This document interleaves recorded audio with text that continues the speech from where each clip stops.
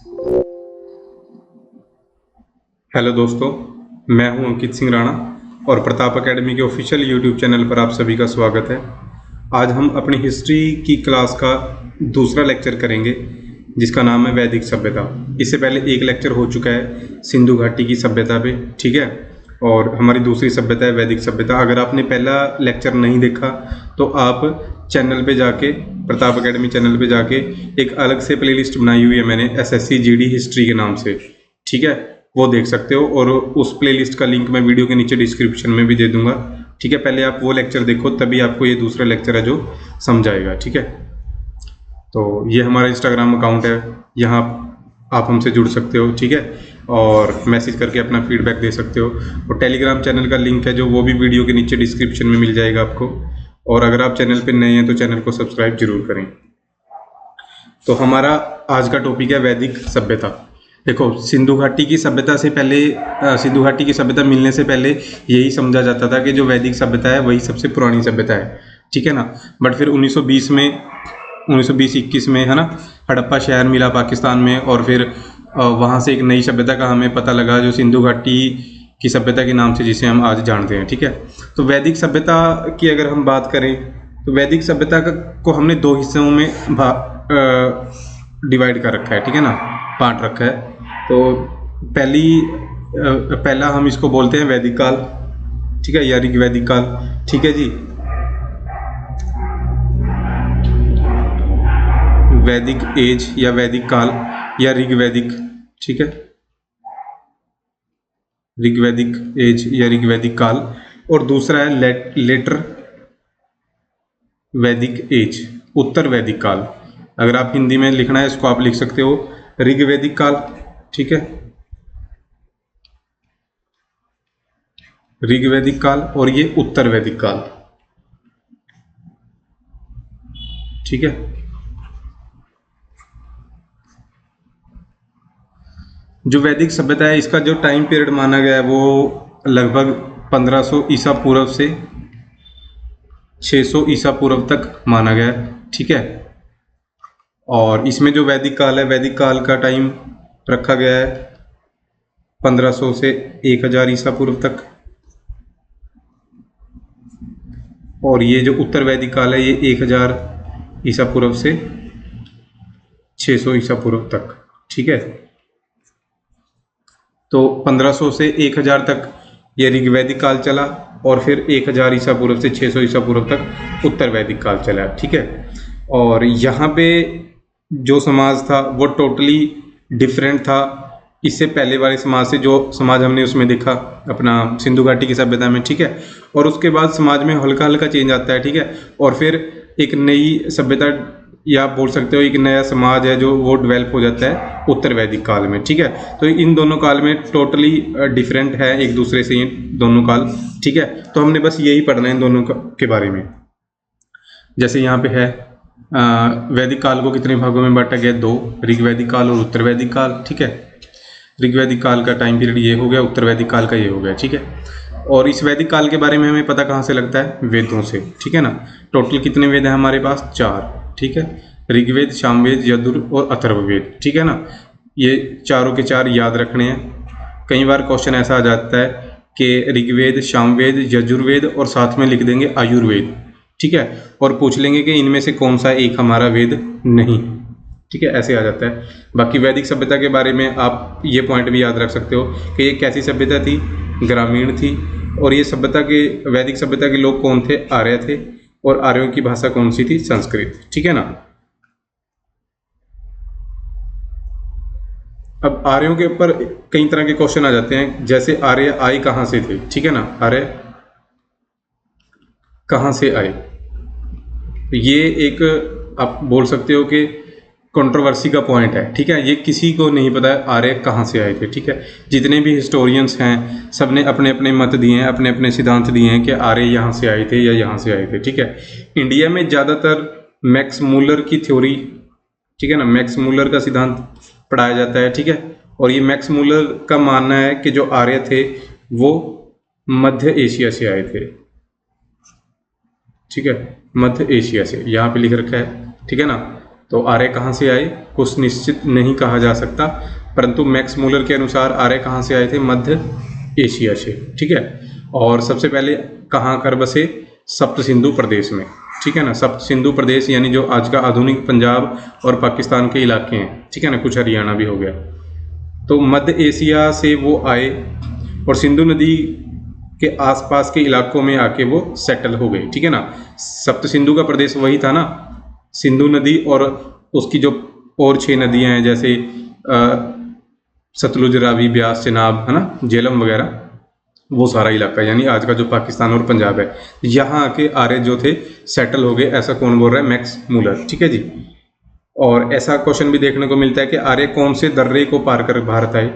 दर्रा होता है पहाड़ों के बीच से रास्ता, ठीक है ना। जैसे पहाड़ होते हैं, पूरी पर्वत श्रृंखला होती है ना, तो पहाड़ों से फिर अगर एक, जैसे ये पर्वत श्रृंखला है ना, काफ़ी पर्वत हैं, ठीक है, तो पर्वत के बिल्कुल पैरों में, है ना, नीचे ऐसे रास्ता बना होता है जहाँ से नदी वगैरह जो है वो क्रॉस करती है, एंटर करती है ना, तो इसी को दर्रा बोला जाता है, ठीक है ना। तो पुराने टाइम से दर्रों का इस्तेमाल हो रहा है एक पर्वत श्रृंखला को पार करके एक देश से दूसरे देश वगैरह जाने के लिए, ठीक है ना। तो ये कौन से दर्रे को पार करके आए थे, तो ये पार करके आए थे सप्त सिंधु के इलाके में खैबर दर्रे को पार करके, ठीक है ना, जो आपको मिलेगा हिंदू कुश की पहाड़ियों में, ये याद रखना है आपने। इसके अलावा आर्यों का सबसे प्रिय देवता कौन सा था, इंद्र, ठीक है। और इंद्र को मौसम का देवता, बारिश का देवता पता ही है आपको, है ना, ये सबको पता ही है कि इंद्र को मौसम का देवता और बारिश का देवता कहा जाता है। इसके अलावा इंद्र को पुरंदर के नाम से भी जाना जाता है, पुरंदर, ठीक है ना।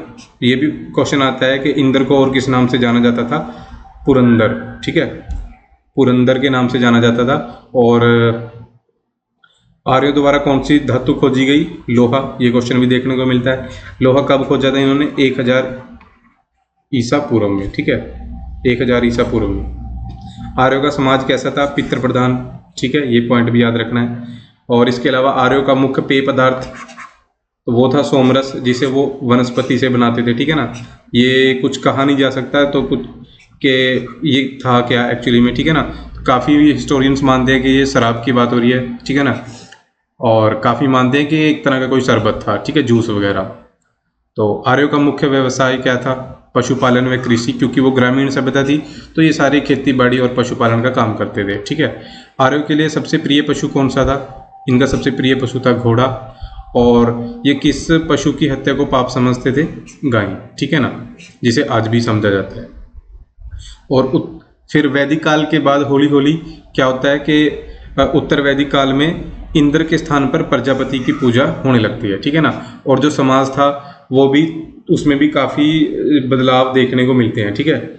जैसे जाति प्रथा कठोर हो गई थी, ठीक है, वैदिक काल में जाति प्रथा नहीं थी, पर वैदिक काल के बाद उत्तर वैदिक काल में क्या होता है कि जाति प्रथा, नए नए रोजगार आने के बाद तो जाति प्रथा थी जो वो थोड़ी सी कठोर हो गई थी, ठीक है ना। और इंद्र के स्थान पर किसकी पूजा होने लगी, प्रजापति की, ठीक है।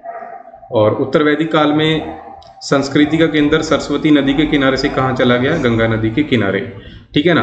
देखो जो वैदिक काल था, पहले वैदिक काल में वो पंजाब के इलाकों तक सीमित थे आर्य, ठीक है। और उनका जो संस्कृति का केंद्र था, मतलब वो किस नदी को पवित्र मानते थे, सरस्वती नदी को, ठीक है ना।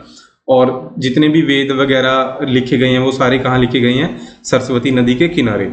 फिर वैदिक काल के बाद हौली हौली उत्तर वैदिक काल में सरस्वती नदी से शिफ्ट होके ये जो संस्कृति का केंद्र था वो कहाँ चला गया, गंगा नदी के किनारे चला गया। और जो आर्य थे वो पूरे गंगा नदी के किनारे और यमुना के किनारे फैल गए, यानी आप बोल सकते हो कि वो पंजाब हरियाणा से आगे उत्तर प्रदेश और बिहार तक वो चले गए, ठीक है। तो उत्तर वैदिक काल में समाज कितने वर्णों में विभाजित था, तो वो 4 वर्ण थे, ब्राह्मण, क्षत्रिय, वैश्य, शूद्र, ठीक है ना। वैदिक काल में भी थे ये 4 वर्ण, पर उत्तर वैदिक काल में आते आते ये जो वर्ण थे ये काफ़ी ज़्यादा आपस में विभाजित हो गए थे और ये जाति प्रथा बाद में कठोर होती चली गई, ठीक है ना। ब्राह्मण का काम, ब्राह्मण को समाज में सबसे शीर्ष पर माना जाता था, ठीक है। ये पूजा पाठ वगैरह का काम ब्राह्मण का था और सबकी रक्षा करने का कार्य जो था, काम था, वो क्षत्रिय का था। और जो व्यापार, कृषि वगैरह का काम था वो वैश्य, और बाकी जो लेबर के काम है वो सारे शूद्र, ठीक है। और उत्तर वैदिक काल में एक, या वैदिक काल में एक युद्ध का वर्णन भी मिलता है ऋग्वेद में, दसराजन युद्ध। तो दसराजन युद्ध के ऊपर 2-3 प्रश्न बनते हैं। एक तो दसराजन जो युद्ध है वो किस नदी के किनारे हुआ? परूचनी नदी के किनारे, जिसे हम आजकल रावी नदी बोलते हैं, ठीक है। और दसराजन युद्ध किस किस के बीच हुआ? तो एक भरत कबीले के थे सुदास, राजा सुदास किंग, ठीक है जी, और छोटे छोटे 10 कबीले थे और, ठीक है ना। तो एक साइड ये अकेला कबीला था भरत, इसका राजा था सुदास, और 10 छोटे छोटे कबीले और थे। तो उनके बीच में होता है युद्ध और ये 10 कबीले हार जाते हैं और फिर विजय कौन होता है? सुदास, ठीक है ना। और इसी भरत कबीले के नाम पे ही अपने भारत का नाम पड़ता है भारत, ठीक है ना। तो ये याद रखना है। बाकी ऋग्वैदिक काल की नदियों के ऊपर प्रश्न आ जाते हैं भाई। झेलम का पुराना नाम वितिस्ता, चिनाब का पुराना नाम अश्किनी, रावी का पुराना नाम परूशनी, है ना, सतलुज का सतुद्री, व्यास का पुराना नाम विपाशा और गंडक का पुराना नाम सदनीरा, ठीक है ना। तो ये भी आपने याद रखने हैं, सुपर इंपॉर्टेंट है, ऐसे प्रश्न देखने को मिलते हैं, ठीक है। और इसके अलावा हमने एसएससी जीडी की एमसीक्यू सीरीज भी चला रखी है जिसमें हम प्रश्न डिस्कस करते हैं ना, तो उसमें भी हमने ये 2-3 प्रश्न डिस्कस करे हैं। अगर आपने वो सीरीज नहीं देखी तो आप देख सकते हो उस सीरीज को भी, ठीक है। उसमें हम प्रश्न और आंसर सीधा डिस्कस करते हैं, उसमें ऐसे टॉपिक वाइज डिस्कस नहीं करते, ठीक है। 3 भाग हो चुके हैं उसके, तो एक बार वो भी आप देखना जरूर, ठीक है।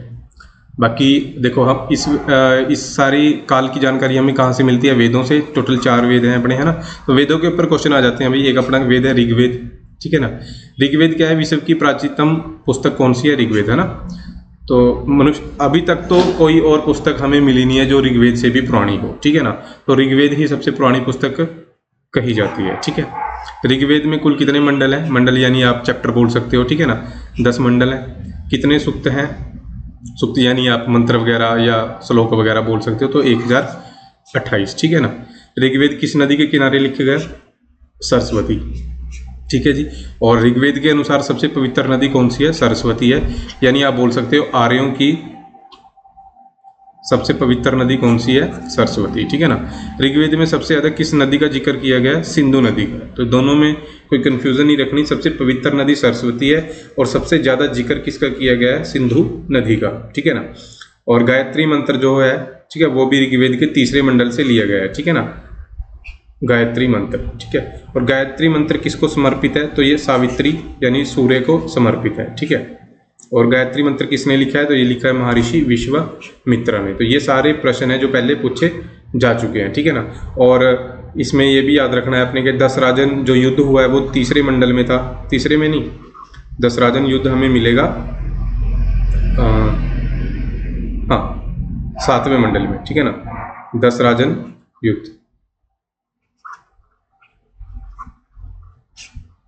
ठीक है, ये याद रखना है।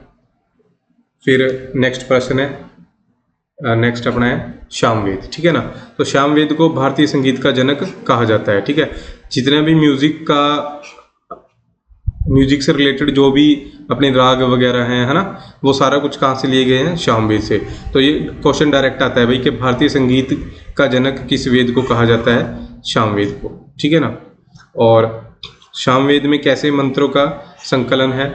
तो यज्ञ के अवसर पर गाए जाने वाले मंत्रों का संकलन, ठीक है ना। यानी कि सामवेद में यज्ञ के समय जो मंत्र गाए जाते हैं उनका वर्णन कहाँ मिलेगा? सामवेद में, ठीक है। यजुर्वेद को 2 भागों में बांटा गया, ये याद रखना ही डायरेक्ट क्वेश्चन बनता है कि किस वेद को 2 भागों में बांटा गया है? यजुर्वेद को। और यजुर्वेद में किसका संकलन है? संकलन मतलब यजुर्वेद में क्या लिखा है? तो इसमें यज्ञ के नियम और विधि विधानों का संकलन है ये, ठीक है ना। यजुर्वेद में यज्ञ करते समय को क्या नियम होने चाहिए, क्या विधि विधान होने चाहिए, वो सारा कुछ कहाँ मिलेगा आपको? यजुर्वेद में मिलेगा। और नेक्स्ट है अथर्ववेद। देखो काफ़ी टाइम तक तो अथर्ववेद को वेद माना ही नहीं गया, ठीक है ना, क्योंकि इसमें जादू टोने, अंधविश्वास, ऐसा कुछ, ठीक है ना, भूत प्रेत आत्मा वगैरह का जिक्र है, ठीक है जी। तो ये याद रखना है आपको, है ना, ऐसे डायरेक्ट क्वेश्चन बनता है। तो ये 4 अपने वेद हो गए, ठीक है। तो ये सारा क्या था? ये सारा हमारा उत्तर वैदिक काल और वैदिक काल था।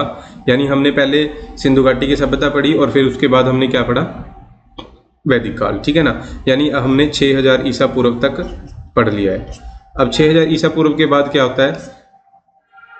दो नए धर्म आते हैं जैसे जैन धर्म और बौद्ध धर्म, और उसके बाद फिर राजा महाराजा, क्योंकि 1000 ईस्वी में क्या होता है, 1000 ईस्वी में लोहे की खोज होने के बाद तलवारें वगैरह, ठीक है ना, अच्छे हथियार वगैरह बनने शुरू हो गए, और उन अच्छे हथियारों के कारण ही जंगलों की सफाई वगैरह हुई, और वहाँ पे फिर एग्रीकल्चर हुआ, है ना, और ज़्यादा अनाज हो गया फिर, और तलवारें वगैरह अच्छी बनी हैं, फिर तलवारों से क्या है बड़ी सेना बनी है। तो वो सारा कुछ होने के बाद जो राजा महाराजा थे उनके बड़े बड़े साम्राज्य बनने शुरू हो गए, ठीक है ना।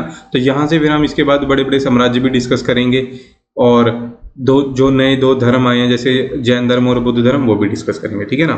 तो आपको ये वीडियो लगी कैसी है, तो ये एक तो फीडबैक आपने जरूर देना है, दूसरा इसको शेयर जरूर करना है भाई। Thank you.